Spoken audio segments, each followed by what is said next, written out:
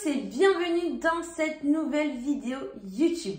Comme vous l'avez vu dans le titre, aujourd'hui on va parler des 5 habitudes que tu dois prendre dès aujourd'hui si tu veux commencer à parler anglais. Parce que oui, si jamais tu veux parler anglais, il faut que tu mettes des habitudes en place. Pourquoi? Parce que quand tu vas apprendre une langue étrangère, ça prend du temps. Il faut être régulier. Il ne faut pas apprendre pendant 1 heure et après ne plus rien faire pendant 1 mois. Il faut que tu mettes en place des actions régulières sur le long terme et c'est comme ça que tu apprendras l'anglais et c'est aussi à cause de ça que beaucoup d'entre vous abandonnent et n'arrivent pas à apprendre l'anglais. Pourquoi? Parce que vous y allez trop vite, vous y allez trop fort. Vous apprenez l'anglais pendant 1 heure tous les jours, puis après vous êtes fatigué. Votre cerveau il est fatigué, il ne retient pas tout ce que vous lui enseignez et après vous abandonnez très vite.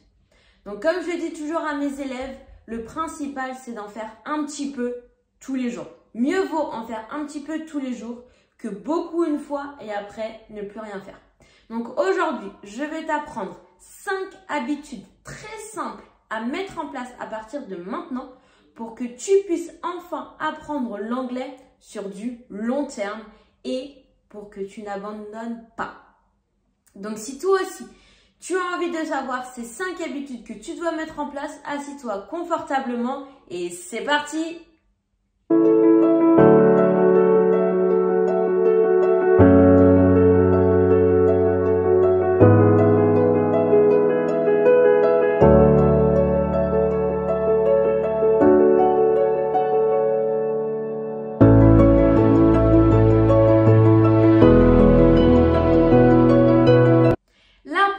Habitude que tu dois mettre en place, c'est que quand tu regardes des films et des séries sur ton ordinateur à la télé, si c'est des films ou des séries américaines, anglaises, canadiennes, australiennes, mais en version originale.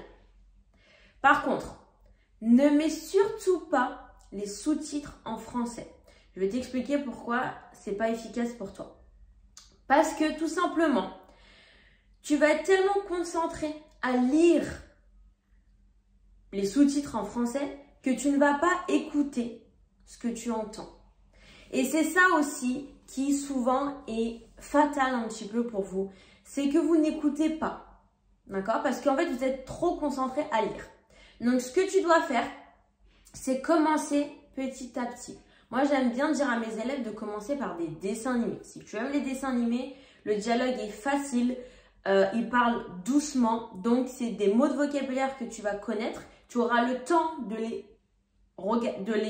comprendre et ça va être beaucoup plus simple pour toi. Après, tu peux regarder des films et des séries que tu as déjà vus, que tu connais déjà. Pareil, ça sera plus simple pour toi de reconnaître les mots de vocabulaire. Ok, on y va petit à petit. Mais petit à petit, c'est pas on met en version originale les sous-titres français, après on met les sous-titres en anglais et après on ne met pas de sous-titres. C'est pas comme ça qu'on y va petit à petit.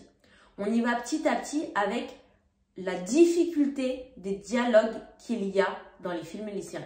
Donc on commence par des dessins animés, on commence par des films ou des séries très simples avec du vocabulaire de la vie de tous les jours. Je vous ai d'ailleurs déjà fait une vidéo YouTube sur... je vous le mets juste là, n'hésitez pas à aller voir. C'est du coup les films et les séries que vous pouvez regarder avec des dialogues vraiment très simples pour commencer du coup à regarder des films et des séries en anglais. Ok, donc on commence comme ça. Ensuite, on fait avec des films et des séries que vous connaissez déjà. Et on termine par des films et des séries que vous ne connaissez pas. C'est dans cet ordre-là qu'on fait. Et on met toujours VO en anglais, sous-titres en anglais. Les sous-titres en français ne vous aideront pas. D'accord? On apprend des mots de vocabulaire et on regarde des films et des séries avec des mots de vocabulaire simples. Comme ça, vous pouvez les comprendre les dialogues et par la suite, du coup, aussi apprendre des nouveaux mots de vocabulaire. N'hésitez pas à prendre un cahier et un stylo avec vous pour noter les mots de vocabulaire que vous ne connaissez pas et en apprendre de nouveaux. Maintenant, la deuxième habitude à prendre, c'est d'apprendre des mots de vocabulaire un petit peu tous les jours. Quand je dis un petit peu, 5 mots maximum par jour. Si vous en apprenez un, c'est très bien. 2, c'est très bien. 3, c'est super. 4, c'est génial. 5, c'est parfait. 6, c'est nul. 7, c'est nul. 8, encore plus nul. Et plus de 10 mots, c'est, je ne vais pas dire de gros mots ici, mais c'est encore plus nul. Pourquoi? On est humain. Ça, je pense que vous le savez déjà. Que tu es humain, tu le sais, je l'espère bien. D'accord? Donc, apprendre des 10, 20 mots de vocabulaire. Oui, mais ma mémoire, elle est super. Oui, sur le coup, elle est super. Tu vas les retenir sur le coup. Mais au fur et à mesure, tu vas en apprendre d'autres. Et tous les mots que tu auras appris au début, tu vas les oublier. Donc, apprends 1, 2, 3 mots, 4 mots, 5 mots maximum de vocabulaire par jour. C'est suffisant. Relis-les tous les jours. Apprends-en un de plus chaque jour. Mais dès que tu en apprends un, tu relis.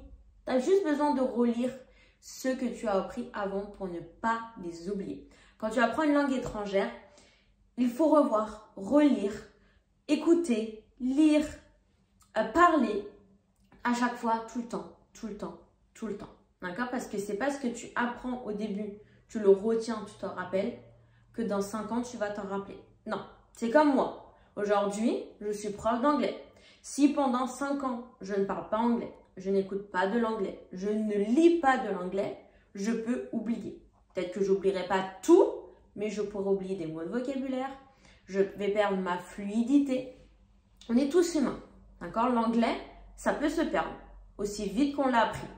Donc, c'est pour ça qu'il faut y aller petit à petit. Parce que si tu en fais trop d'un coup, bah après, tu vas te fatiguer et tu ne vas plus rien faire et tu vas tout oublier. Donc, on en fait un petit peu chaque jour. D'accord? Donc, 1, 2, 3, 4, 5 maximum mots de vocabulaire qu'on apprend. Dès qu'on en apprend des nouveaux, on relit les anciens pour s'en rappeler. Et tu verras qu'au bout de 1 mois, 2 mois, 3 mois, ta liste de vocabulaire va s'agrandir. Et quand tu vas regarder tes films et des séries, tu comprendras de mieux en mieux parce que tu connaîtras les mots de vocabulaire qu'ils vont utiliser, tu les repéreras beaucoup plus facilement et tu comprendras beaucoup plus facilement les dialogues. La troisième habitude maintenant que tu dois prendre, c'est que dès que tu apprends des mots de vocabulaire, parle à voix haute. Utilise-les dans des situations. Si tu apprends un mot de vocabulaire, par exemple, tu dis, bon bah, computer, ordinateur. Ok.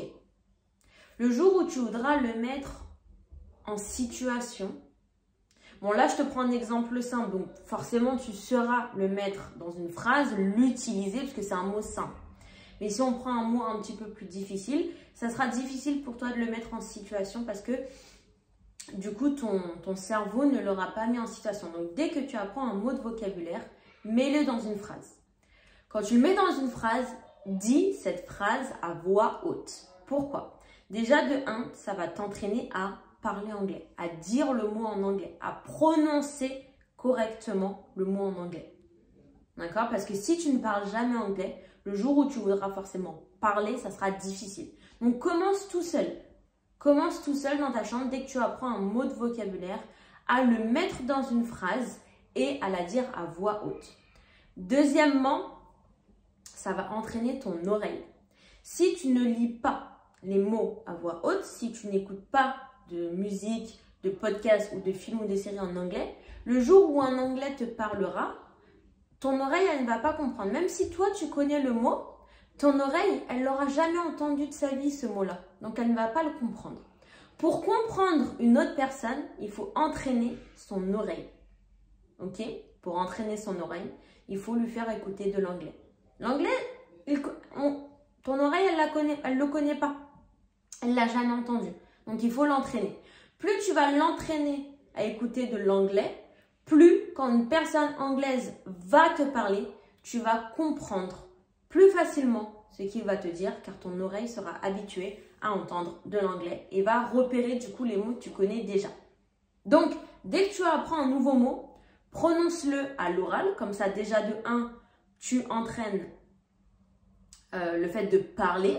Donc, quand tu voudras l'utiliser, ça sera plus simple pour toi parce que ta bouche sera habituée à prononcer certaines lettres parce que, on se rappelle, entre le français et l'anglais, bah, du coup, il y a des il y a des sons, des prononciations qui sont différentes. Donc, tu vas t'entraîner à prononcer des mots et à prononcer des syllabes qui sont peut-être différentes qu'en français.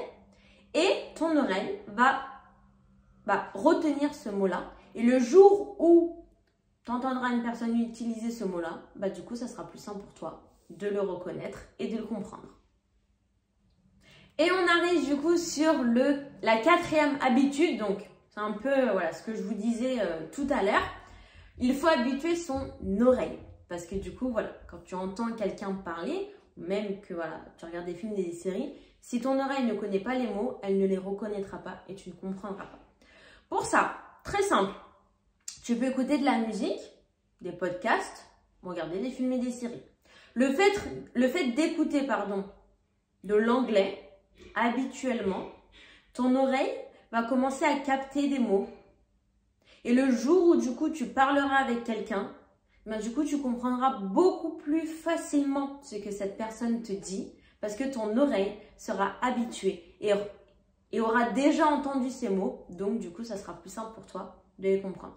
Même si c'est des mots que tu connais, si ton oreille ne les a jamais entendus, ça sera beaucoup plus difficile pour toi de comprendre. Donc pour comprendre quelqu'un, il faut habituer ton oreille.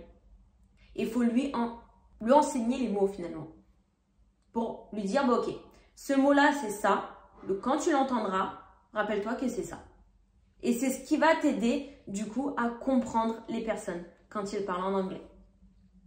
Et la dernière habitude, du coup la numéro 5 que tu dois prendre, c'est de te fixer des objectifs, mais des petits objectifs atteignables. Me dis pas, dans un mois, je veux être bilingue en anglais. Non, c'est pas ça un objectif atteignable. Un objectif atteignable, c'est à la fin de la semaine, je veux savoir parler de mes vacances.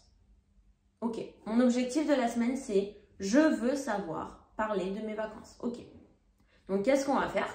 On va faire une liste de mots de vocabulaire concernant les vacances. Ok, chaque jour, j'en apprends 2.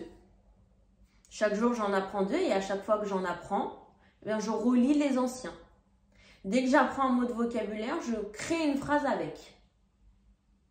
Je regarde un film ou une série qui me fait penser aux vacances. Une série simple, par exemple, can be Outer Banks. Ouais, ça peut être quoi d'autre?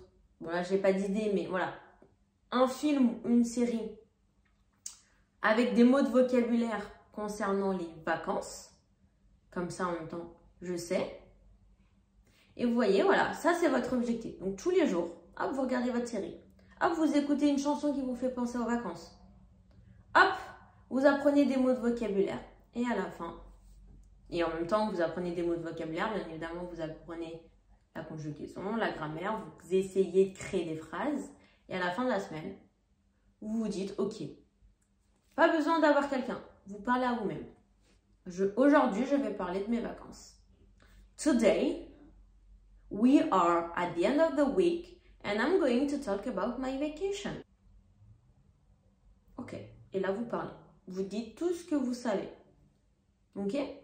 Donc voilà, vous vous fixez des petits objectifs atteignables. Parce que si vous vous fixez des trop gros objectifs, vous n'allez pas les atteindre, ça va vous démoraliser et vous allez abandonner. En fait, c'est ça finalement. C'est ne pas se démoraliser, ne pas se démotiver. Donc pour ça, on y va petit à petit. Ça ne sert à rien d'en faire trop. Non, vous n'avez pas besoin d'apprendre l'anglais pour demain. Non.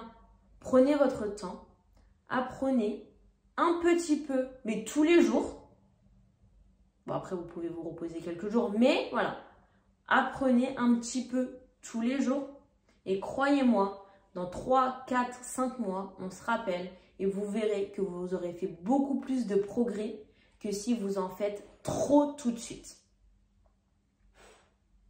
Et voilà, donc c'était la dernière habitude à prendre pour du coup commencer à parler anglais en 2025. Et voilà, donc j'espère que cette vidéo t'aura plu. N'hésite pas à me dire si ce type de vidéo où je vous donne des conseils sur comment apprendre, sur comment vous organiser pour commencer à apprendre et à parler anglais vous intéresse, je vous en referai d'autres parce que j'ai plein de conseils comme ça à vous donner. Dites-le moi en commentaire si jamais ça vous intéresse.